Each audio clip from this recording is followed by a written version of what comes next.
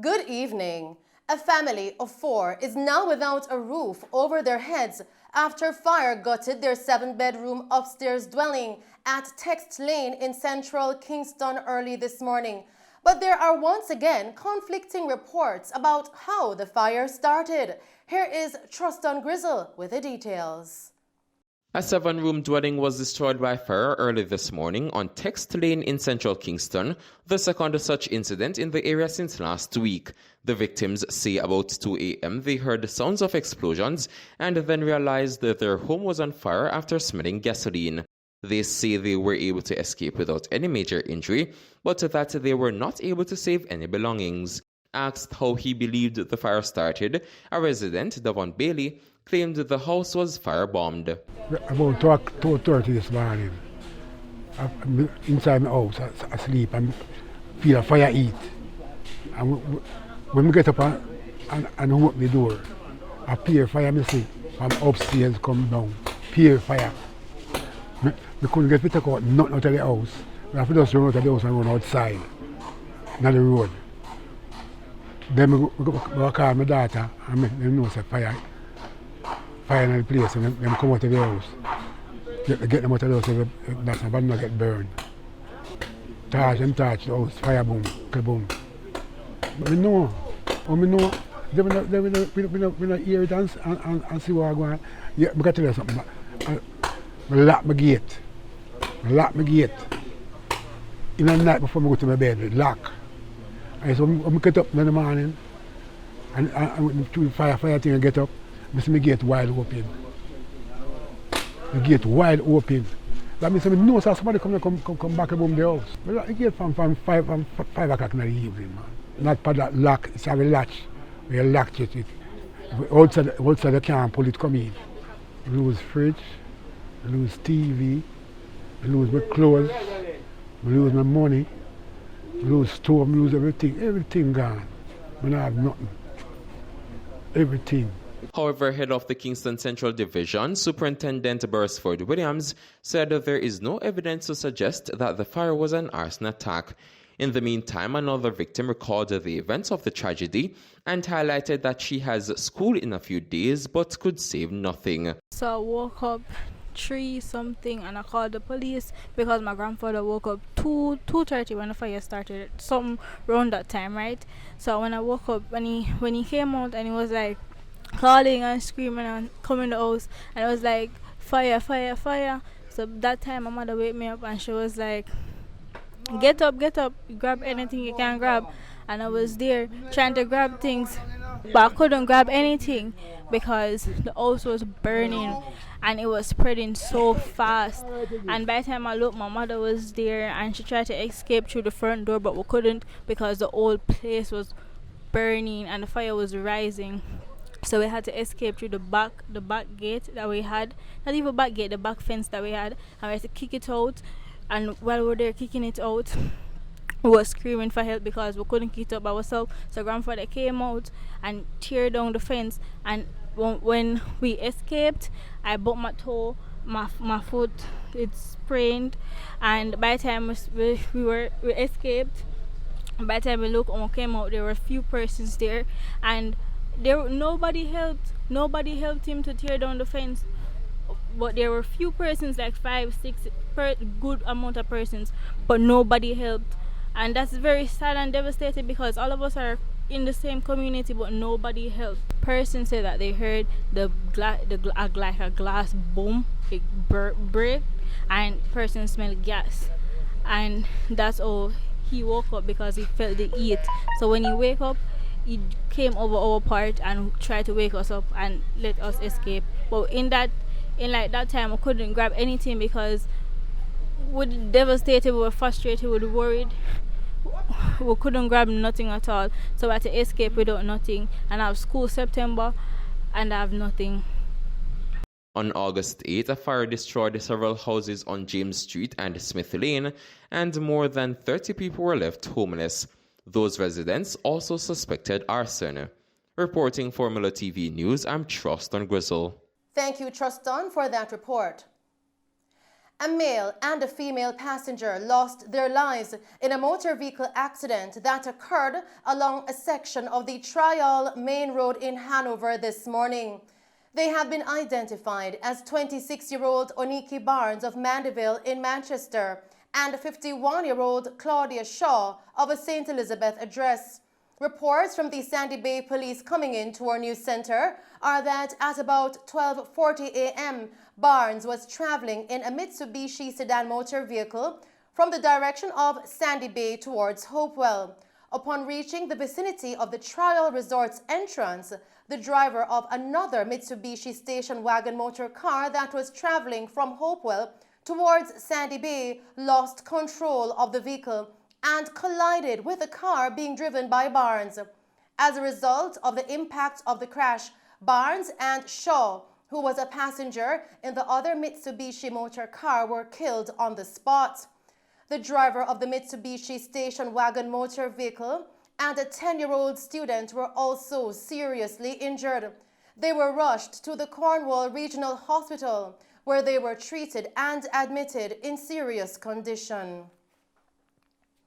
In news on crime, a tour operator was fatally shot by two gunmen traveling on a motorcycle in Negril, Westmoreland last night. He has been identified as 53-year-old Byron Gray of West End in Negril. Reports from the Negril police coming into our news center are that at about 11 p.m., Gray was transporting two male tourists in his Voxy bus along the main road in Negril when he was approached by two men traveling on a motorcycle. The men brandished handguns and opened fire, hitting Gray multiple times. He lost control of the vehicle and crashed. The gunmen sped away from the scene and the police were summoned. Upon their arrival, Gray was rushed to the Savannah Lamar Hospital, where he was pronounced dead. The two tourists escaped without injuries. Meanwhile, a man was fatally shot in Lilliput, St. James yesterday morning. He has been identified as 40-year-old Omar Smith, laborer of Bamboo Lawn, also in Lilliput. Reports from the Barrettstown Police coming into our news center are that at about 2 a.m., residents living in the community alerted the police after hearing loud explosions that sounded like gunshots in the area. The police drove to the location and carried out an investigation that led to the discovery of Smith's body that was found in a pool of blood along a dirt track with gunshot wounds. The scene was processed and the body was removed to the morgue for a post-mortem examination. Still on crime, two gunmen are now in police custody and two illegal firearms were taken from them. This following a hold-up attempt at Ewing Supermarket in Hopewell, Hanover last night. The identities of the gunmen are being withheld pending further investigations.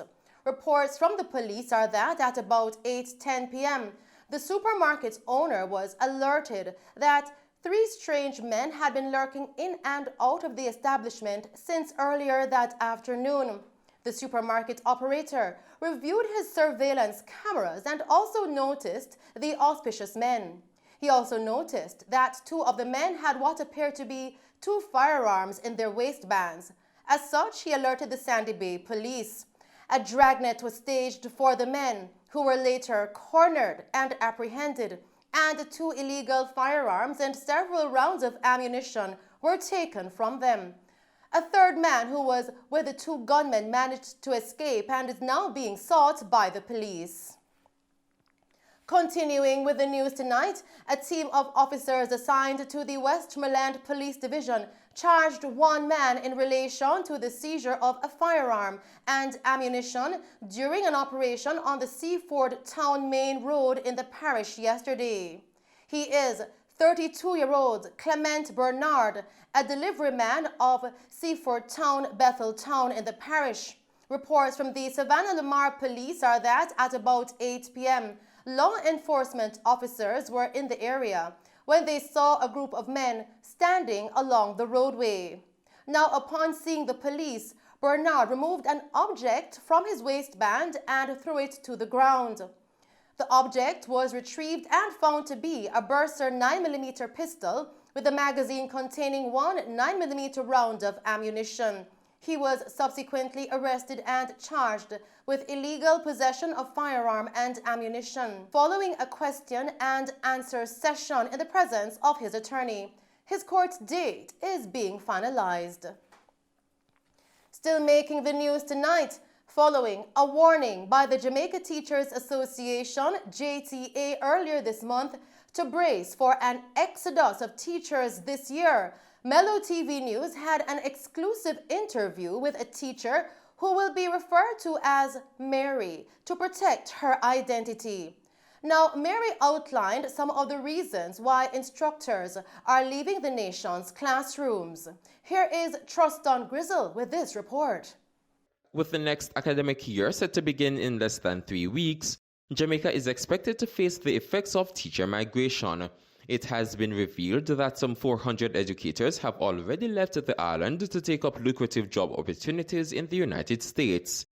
As a result, Mello TV News spoke with one member of the JTA, who will be referred to as Mary, to find out some of the issues surrounding educators leaving the country. Mary says teachers leave because they want a better life and are often treated unfairly by members of administration. They see a better life outside of Jamaica.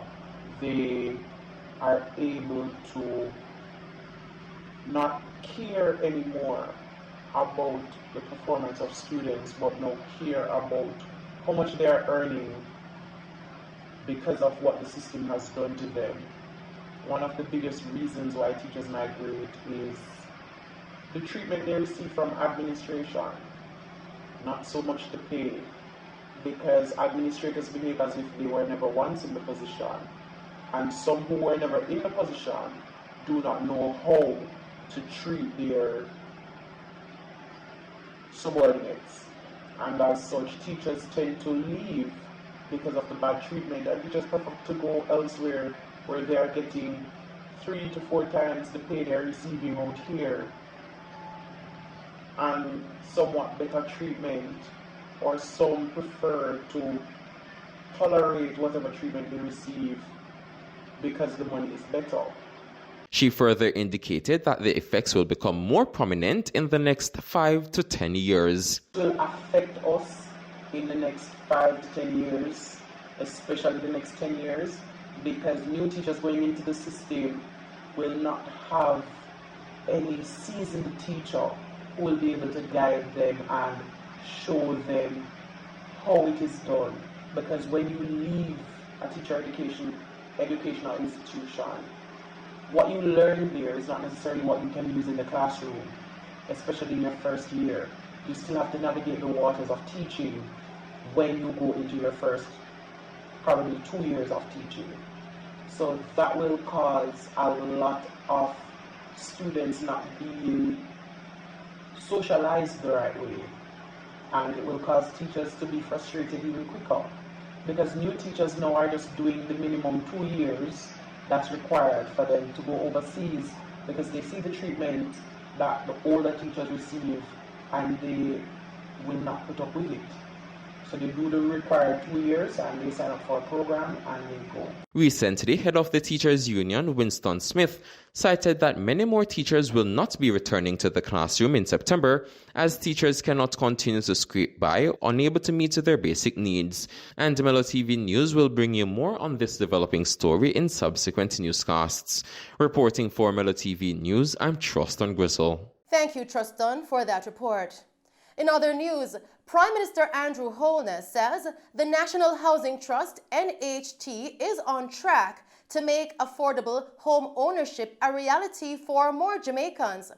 The Prime Minister, during his address at the handing over ceremony for 63 housing units at Industry Cove Manor, Green Island, Hanover on Friday, said job seekers in the western parishes have pushed the efforts of the government to provide many more houses. Mr. Holness said this specific project is reflective of the diversity the NHT is affording its customers. Ladies and gentlemen, it is a great pleasure to be with you this afternoon to participate in the handing over exercise for the Industry Cove development here in beautiful Hanover, and particularly right here in this very scenic location. This is a lovely place to have a home. So you can see that the NHD its offerings are quite diverse, from city dwelling to resort type dwelling. And the beneficiaries here, I'm sure, will enjoy the salubrious environment that they will gain with this house. Just to wake up in the morning and see that vista, very calming, very relaxing. I don't know how much more you pay on the house for that, if you pay anything for that at all. And I see the homeowners smiling in agreement. I'm always pleased to participate in these activities, as it is gratifying to see my fellow Jamaicans receive the opportunity to own their own homes. Owning a home is one of the most important investments that you will make in your life. And I'm very happy for you that you are being now afforded the opportunity to own a piece of Jamaica, which I'm sure will inure to your happiness. He further outlined the specifics relating to the number of houses made available to the citizens following the completion of the housing infrastructure. The Industry Cove development has 63 housing units comprising 23 detached two-bedroom and 40 two-bedroom townhouses. The development is situated on 12.5 acres of land, and as I've said, in an aesthetically pleasing part of Hanover. In fact, the entire Hanover is aesthetically pleasing, but this is particularly aesthetically pleasing. The NHD received 591 applications for the 63 units. Can you imagine that?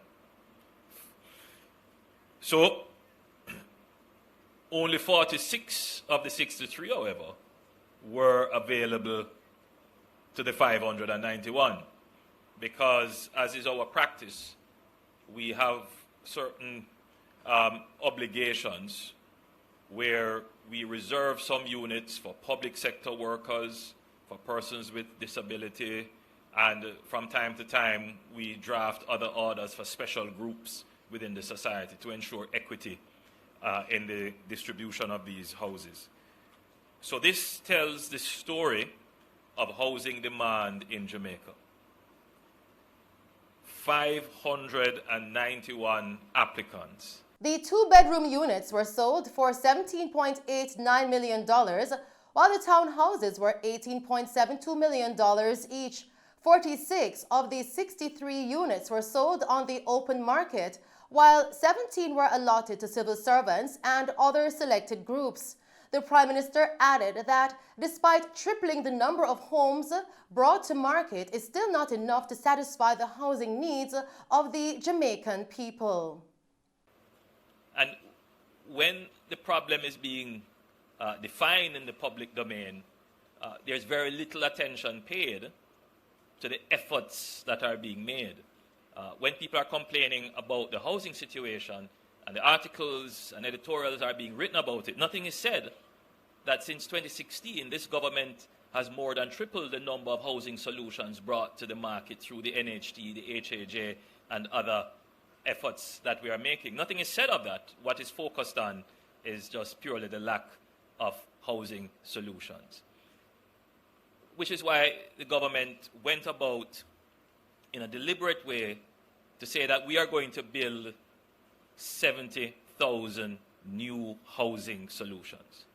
Bear in mind that in 2020, when we made the commitment, the opposition had said that they would build somewhere in the region of 150,000.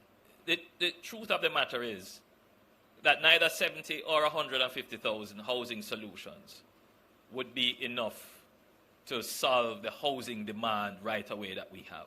If you contemplate that we put on the market 40 units in Catherine Estates, which were at a price point of about $7 million. That's a sweet spot for the average Jamaican. Somebody who is a mechanic or a nail technician or a household helper. That is a sweet spot because their mortgage would be somewhere, the interest rate on their mortgage is likely to be zero. But for those 40 units rather, 20,000 applications came in for those 40 units. I want you to appreciate that. Mr. Holness assured the residents that more homes will be built and delivered to the residents of the parish, noting that the number will be 10 times more units than were issued on Friday. The 63 housing units in Industry Cove consists of 23 detached 2-bedrooms and 40 2-bedroom townhouses on just over 12 acres of land. The NHT currently has 2 ongoing projects in the parish of Hanover, totaling 1,235 housing units. And those are the stories making news. I am Shelley Hill. Do stay safe, pleasant viewing, and thanks for watching.